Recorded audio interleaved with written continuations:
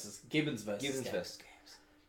Ladies and gentlemen, welcome back to Gibbons versus Games. I'm Riley Morse. I'm Damien Schneider. And today we are going to be unboxing Dice Forge. As always, this is a more raw look at the physical unboxing experience, the components, and how they naturally come. So we've got this because it's mechanically interesting to us. We're considering using dice that you can edit, which is really interesting. And I haven't seen it outside of like a Lego game. Yeah. I haven't seen it. Like there's also Rattlebones, I think is the name of it, which is another sort of dice builder.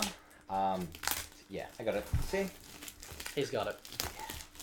But yeah, it just seems like a really interesting mechanic to be able to essentially rig your dice in a way that you want. Taking a page from my book, eh? Yeah, Excellently done. Cool.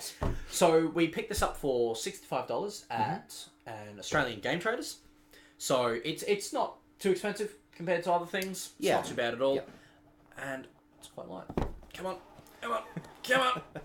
Come on! There we go. Oi, Cool. What do we got? Hey, so that looks like a fancy little card. That's probably like an exclusive. Yep. Okay. For something or other. Don't know what any of that Maybe is. that first print run. We've got a cheat sheety type book. It's called the Hero Aid. Yep. It looks to have further rule explanations for what comes on cards. We've got rule storage and setup, which is interesting too. Another little sort of quick sheet. It's nice to have quicker books like that. I'm actually wondering, is that our rule books? Or is that the whole rule book? That would be interesting. Let's- It's nice that it's got a actual put it back in the box. Yep. Layout. That's nice. Yeah. So these look like the character mats. Okay, so they've got the sort of the plugged character maps, almost like Scythe. Yeah. Yep. Right. I mean, this game probably came out beforehand. So it's Little got some elasticy type things. of elasticy thing. Help keep stuff together. Cool. That's nice. Excellent. I'm Yeah. good now. Yep. Uh, Get that out of your system. So that's a part of the game board, I guess, with like a sleeve to show you what would go in each of the sections. Yeah, that's cool. That's interesting. I like the double-layered cards to have that sort of depth to it. Yep. It really improves the board presence for not a ton of effort. I mean, if we start looking at manufacturing costs for that, I'm sure. I'm sure it's nightmarish.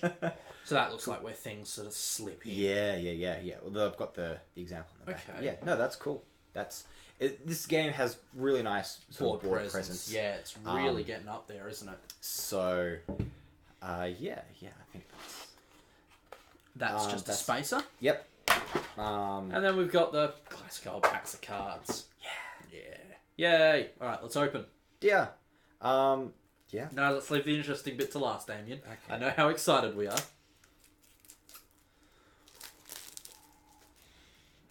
So these look like some sort of creature cards I've got. I've got some sort of old goat thing. I've got some fairies. Cards are sticking a bit, but that's all right. They've obviously just been cut out. Oh, owl! Bird! So, naturally, all these sort of cards, they're kind of minimalistic. Oh, boy. We'll have a pen camera in future. Yeah. So they're very simplistic. They've got a little bit of information up the top here. They've got a single image. They've got a little blue dot down in the corner. No idea what that means. Some of them don't have information over the top. Yeah. So this is designed in a way that it's not language dependent. No. And I believe this was actually made in France. Oh, okay. French. Yep. That's what I saw on the back of the box earlier. So information on the back of the cards too. Ooh, they change. So that might just be like the little decks and things that they're from. Yep. So it's almost as if it's like a little almost AI deck, sort of. Yeah. Okay. Interesting. Yeah. No, that's cool. Very interesting. The artwork's nice. Yeah. No, Yeah. No, very, very bold, sort of colourful style. And here we are. Let's start with the less interesting stuff. Come on. You got to delay the release as much as possible. Standard little wooden meeples. Yeah. Wooden meeples. We've actually got like plastic cubes over here. Old school ones. Yeah, so they're like your pawns. Yeah, pawned style. Yep. And so these are just like plastic little, multicolour cubes. Yep. I mean, I like wood, but do you think they could have kept the components the same materials just for a little consistency? Do you think that matters to anyone? I mean, they could have done. One of the things that I find interesting is that the plastic components are generally cheaper. Yeah. As well. Which, I mean, when I was first looking at the options and things in terms of different manufacturers. I mean, this would be carved, whereas that's just a big F-off sheet of squares and they just injection it. Yeah. Surely. Yeah. Yeah. Cool. Okay. Chuck those off to the side. And we are down to the most interesting bit. We now have the faces for what is obviously the dice, and apparently the companion cube from Portal. Tell me it doesn't look like that, though. Yeah. Okay, let's... And let's get some faces. Okay, did you want one of those? Yeah, I'd love one. So, I mean, I assume we don't have to go... Literally Lego. Look at it. And they just kind of snap in there like that? Yep, and they just push in, allowing you to adjust your faces. We've got to see how well they roll is the thing. Yeah. We've been really excited to bring these out, test with them. We're strongly considering it as a future mechanic. As a more unique way of having sort of that character editing rather than just a character sheet in front of you. Yeah. It's almost like a variant on the whole deck builder sort of thing where you're kind of rigging that luck side of things. So a lot of these symbols correspond to what I saw on these cards. Especially if we go over to the front, it's like, there you go. So if you rolled 3 of that yellow symbol, I assume that's victory points, the laurels. Yeah. So, yeah, that would, if you roll that in some way. Again, if you are new to this series, this is our first impressions. We don't read the rulebook. We're just guessing at what mechanics, etc. can be, and we're more looking at the components. Yeah. Speaking of, let's work back down the list, shall we? Dice. Cool. Let's start with them. They're a good, weighty feel without being too heavy, especially when loaded up. They roll nicely. Yeah, it's one of the things, because we did look at a bit at the Lego dice, because that is... Yeah, we have one back there. It is something that has like a fairly similar sort of thing where you can just kind of build up the dice yourself. There's not a huge amount of customization in that. That's why this looks really interesting. And it's just like, this would be great to just try and find out how it all works. But very large flat surfaces on them. Rolling them, they seem to slide quite a bit rather than roll. Yeah. Maybe it's just how I'm rolling, I suppose. I'm more of a war gamer. I do the long ones because usually I'm rolling 30 bloody dice because we play Tyranids. Yeah. So they're nice. Yeah, let's see how the unclip goes though. It seemed fine. Like that was one of the first things that I tested.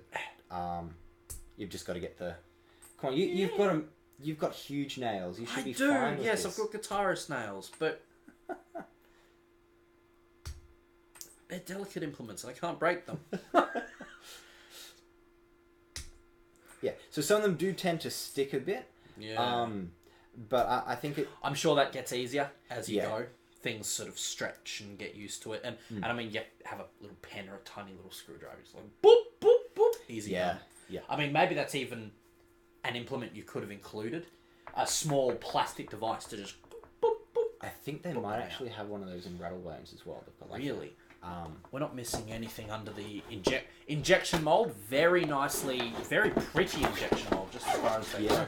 With storage spots for dice, so maybe there's some sort of continuation with the game. You can actually fit in some form of loaded up dice.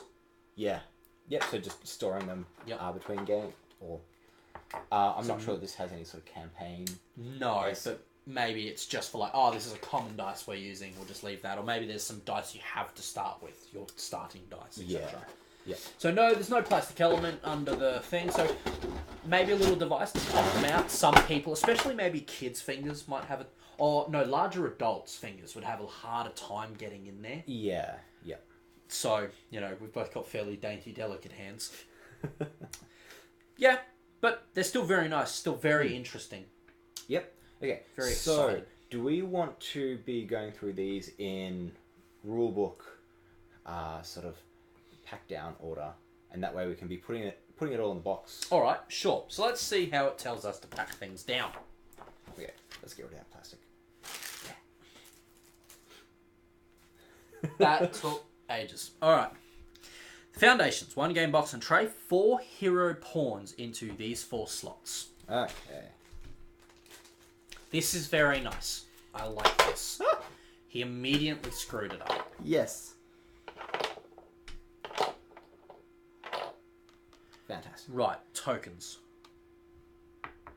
They're going to be still into those things at the moment. Right, let's leave those for now, hey? Yeah. Then these are the 20 coloured resource markers, which are the plastic things there. Cool. Now, do they have colour separations or sort? They do, but it all just fits in that slot. They've sorted into black and orange and blue and green, but it really doesn't matter. Aww. No, come on. Aww. We discussed that we had to make these videos faster. Yes. Okay. That and it drives the OCD nature of most gamers through the roof, and that amuses me. That's interesting. Oh no, there it is. There it is. Found it. Okie doke. So then we have cards. Mm-hmm. Cards in these slots here, right where we found them. Okay. And we'll chuck our fancy little one in there too? Yeah, absolutely. Except it's got a sleeve that's going to get damaged. Yeah. But the card itself seems to be fitting. So, 8 divine dice cores on which to fit removable faces go in here. Funnily enough.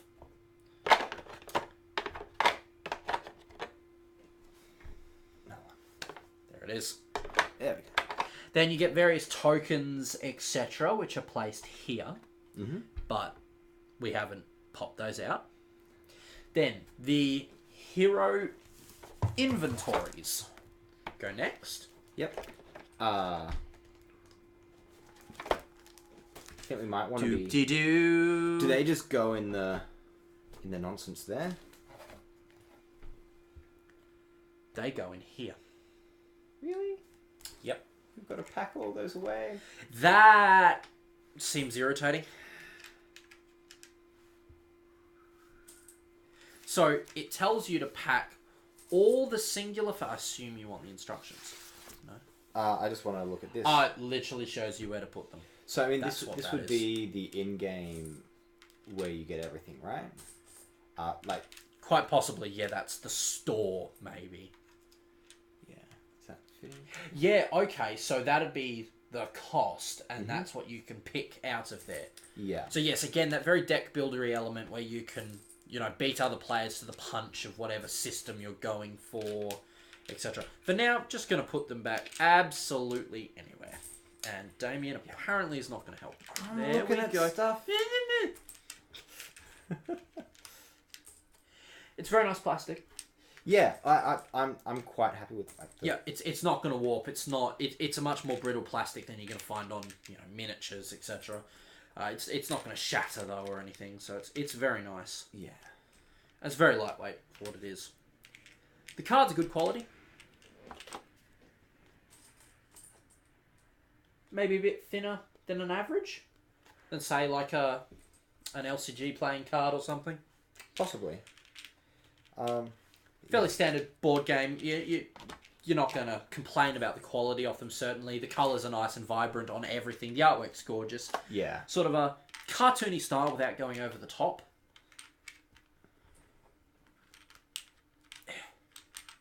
We will get this done eventually. There's not enough. There's not enough slots. So do these get replaced throughout the game, possibly? I would suppose so. So where do the rest of them go then? I would assume that's what that big spot in there is for. It's not said to load up anything, but I'm going to make the official decree that... Interesting. Alright, well... Yeah, it's interesting that everything else is that heavily detailed. Yeah. Okay. I'm sure I'm just not looking at it well enough. Quite possibly the rest are all meant to be loaded onto the dice. That would make sense. Then, after the character sheets, we have the folded up island board. Yep. We then have that, which wraps around it and keeps them all in there. Or one's upside down, who cares? We'll manage. Which is where the elastic comes back in. It doesn't tell you to, but we're going to. Wasn't it around the other way around to stop it sliding out? You are correct, sir. Then that goes on. Then our storage instructions and our rulebook. So that is the rulebook. That. It certainly looks like it. So you have a... and this. That's the rulebook. So you have a 2-page long ways layout rulebook with a 4-player game mode written on the back. Yeah. Okay. Sure. Text is legible enough. Mm-hmm. We've got serif everywhere you'd expect serif. Serif is always better for standard text. A lot of people will say that. You'll get the exceptions. You've got sans serif in your titles and your boldings. That's fine. It's perfectly legible. It looks like it's laid out nicely, and lots of images. You don't just want walls of text. It's broken up a lot. They've gone for that symbol style of rules system. Where is the clicker? I don't have a clicker here. I've probably dropped it. It's not on the other side of that. No. I definitely dropped it. Can you check beneath your feet? This is one of the moments that'll get edited out. Yeah. There it is. Awesome. That doesn't help us. Thank you. How are we going? Okay. They've gone for the more symbol-based, this means... This symbol means all of this. This symbol means all of this. Makes it a very visual layout on the rulebook, which is always nice. Very useful for newer gamers or gamers that are more interested in a quick setup go experience. Yeah. It also comes down to that point where this is... I'm assuming this was printed in multiple languages, and so the only things that you're actually replacing are these booklets here. Yep. And then the rest is all just saving on manufacturing costs. Yeah, absolutely. So... All right, well... Fantastic. Yeah, lovely looking game. Yeah, no... But, I mean, it looks like it's probably going to be a little bit on the simpler sort of end of board games, but in terms of visual appeal and stuff like that, I'm stoked to... Yeah, absolutely. I wonder how much of it is sort of a proof of concept that, hey, this can work in a game. Go. It'll be interesting to actually give it a play and try it out and see how much longevity there is within the box. Yeah. No, definitely. All right. Thank you, everyone. I have been Riley Morse. I'm Damien Schneider. We've been Gibbons vs. Games, and we will catch you next time. Cool. And this is the joy of the stream. You get to